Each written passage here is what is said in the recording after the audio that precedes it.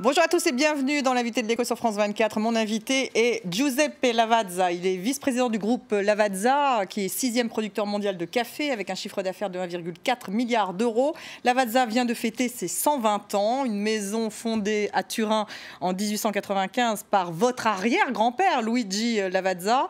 À l'occasion de ses 120 ans d'existence, vous avez sorti un spot d'ailleurs réalisé par Jean-Pierre Jeunet, une vidéo qui relate l'histoire de son fondateur et les débuts de la marque. Finalement, Lavazza est d'abord une histoire de famille italienne. Ah oui, tout à fait.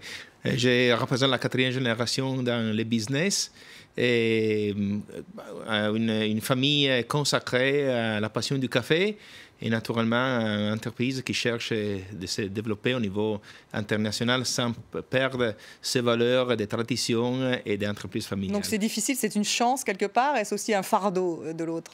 Non, je pense dans notre cas, c'est vraiment quelque chose de bien parce que nous pouvons poursuivre nos objectifs long terme, faire nos investissements sans problème et poursuivre notre développement au niveau international. Le capitalisme familial fonctionne bien en Italie?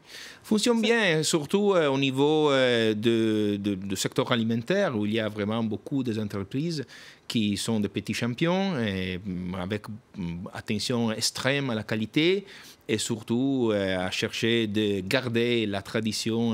On ne se déchire pas dans les familles? Quelquefois, oui, on passe, bien sûr. Alors, il faut être bien équilibré et maintenir un équilibre et un accord entre les membres de la famille. Dans notre cas, nous sommes tous dans le conseil d'administration, les représentants de la famille, et la gestion est complètement faite par des professionnels. Alors, le marché du café est intéressant, hein. Quand j'ai regardé les chiffres, on voit que les Finlandais sont les plus gros consommateurs, les Suédois, les Danois, les Belges, les Suisses, les Allemands, les États-Unis, les Français, ensuite les Italiens et les Espagnols. Alors, comment ont évolué les consommateurs de café?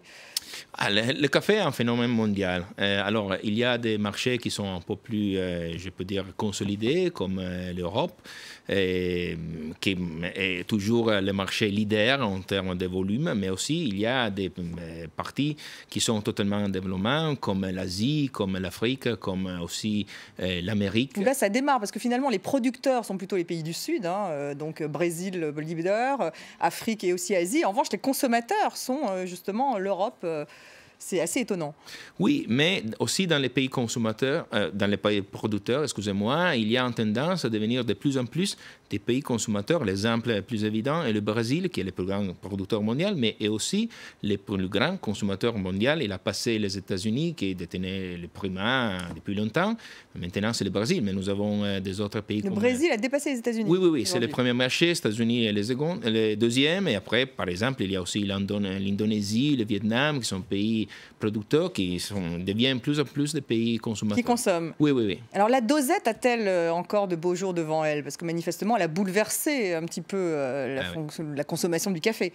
Vous-même, d'ailleurs, vous avez votre machine, votre dosette, et puis après, Nespresso a également un petit peu... C'est une révolution, comme on parle de la révolution industrielle. Bien sûr, la dosette donne beaucoup de services, et le plaisir d'un café espresso est bien fourni par la dosette. Il n'y a pas de problème, pas de souci à les préparer. Mais je peux dire aussi que la dosette, c'est pas seulement espresso, parce qu'en Amérique, c'est le café filtre. Il y a des dosettes de café filtre. Il y a aussi la dosette souple, qui est quelque chose. Donc elle se diversifie, c'est ce que vous voulez dire? Complètement, parce que le café a la force de s'adapter à tous les goûts et à toutes les fonctions. Alors on dit que le goût du café est lié également à la forêt, au fait qu'il doit être ombragé. Et aujourd'hui, avec la déforestation, ça a un impact sur la qualité du café. Est-ce que vous vous sentez concerné par cette problématique? Oui, bien sûr. Alors on parle toujours de climate change. Et bien sûr, le réchauffement climatique. Oui, le changement climatique, qui est en effet un problème énorme au point de vue mondial. Alors, pour les forêts, ça dépend de pays et pays. Par exemple, au Brésil, le 100% de la cultivation est sans les arbres, c'est-à-dire en plein soleil. Mais il y a des autres pays comme l'Éthiopie, comme par exemple l'Inde, ou aussi la Colombie, où il y a vraiment besoin d'avoir un peu de couverture de sombre, sinon le café ne vient bien. Et donc, est-ce que vous agissez un petit peu justement dans ce sens, vous, groupe impliqués justement dans le café? Oui, bien sûr. Nous avons beaucoup de projets, nous disons, de sostenibilité dans les pays producteurs pour aider... Le développement durable, c'est quelque chose d'important? Exactement, le développement durable, parce que oui, absolument, pour aider les producteurs à augmenter la productivité et surtout à garder une quantité de café qui peut satisfaire la demande mondiale qui va se grossir. Qui grossit, beaucoup. Donc il faut que la production de café puisse justement tenir le choc. Exactement. Sinon les prix vont augmenter. Oui, c'est un bon chance pour les petits producteurs parce que le monde demandera beaucoup plus de café. Alors, en partant du fait qu'il est impossible d'avoir plus de terres qui sont consacrées au café, il faut augmenter la production et la productivité à niveau de communautés de producteurs. Et ça devient un bon stimulus pour avoir beaucoup plus d'argent et améliorer les conditions de vie.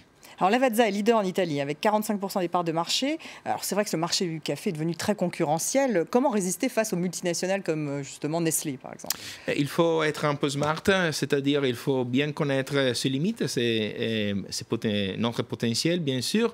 Quelles sont vos limites? Les limites, ce sont les dimensions. Alors, nous chercherons dans les prochains futurs, horizon 2020, d'arriver à une taille de chiffre d'affaires qui nous considérons juste pour la compétition internationale. Donc, vous voulez grossir? Oui, notre objectif est d'arriver à 2 milliards d'euros horizon 2020, avec acquisition et avec croissance interne. Et là, vous avez racheté justement Carte Noire, 750 millions d'euros. Ça, c'est l'opération chiffrée. En particulier l'usine de La Vérune. Pourquoi justement? C'est pour justement grossir, arriver justement à ce chiffre d'affaires d'équilibre que vous souhaiteriez atteindre? Avant tout, la France est un marché très important au niveau de consommation de café, et le 4e après Brésil, États-Unis et Allemagne, grand marché. Avec l'acquisition, la France devient pour Lavazza le 2e pays plus important au niveau, bien sûr, des volumes et des chiffres d'affaires café. Donc la France ne vous fait pas peur avec ses réglementations, avec tout ce qu'on peut dire sur le droit du travail? Sinon, là, si nous faisons un confront avec l'Italie, je pense que nous sommes vraiment dans la même situation. Non, ça c'est... Les Français et les Italiens, effectivement, c'est le même type d'organisation du travail. Absolument, mais c'est pas un problème ça, parce que nous sommes vraiment habitués. Vous êtes en zone connue, c'est ce que Non, c'est vraiment une situation que nous connaissons très bien. Mais la France est un marché trop important pour les cafés et c'est trop important pour Lavazza. Et ça nous a guidés dans l'idée de faire cette acquisition. Un marché très important pour le café, malgré le fait qu'il soit mature. Enfin, c'est pas un marché en croissance non plus. Ça dépend, parce que, par exemple, il y a ce phénomène de dosette qui va changer la valeur, surtout, du marché.